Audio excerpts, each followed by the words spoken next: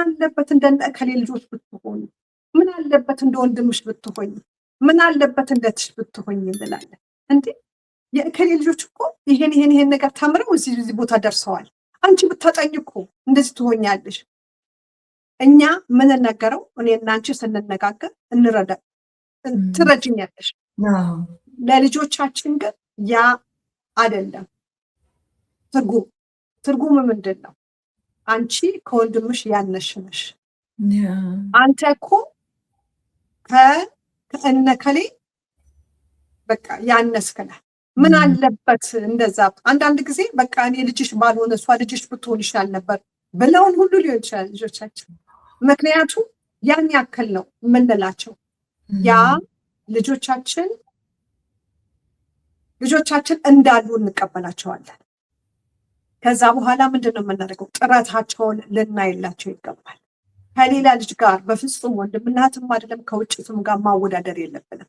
አሁን ለምሳሌ የመጀመሪያ ልጃችን በጣም ትምህርቷን ቅልብ ታደርጋለች፣ ኤቢኤ ታመጣለች። ሁለተኛው ልጃችን እንደውስ በቃ ለፍቶ በመሀል አንድ ቢ ያመጣል። ከዛ በኋላ እንደ አንተ በቂ አታጠናም እንዴ ለምንድን ነው እንላለን። የሰው ልጅ ተፈጥሮ የተለያየ ነው። አሁን እንደዚህ በምንልበት ጊዜ ለሁለቱም ልጆች ጥሩ አይደለም። ያችን ያትች የኔ አንበሳ እንላለን። ያኛውን ደግሞ ምንድነው አንተ ሁሉ ጊዜ።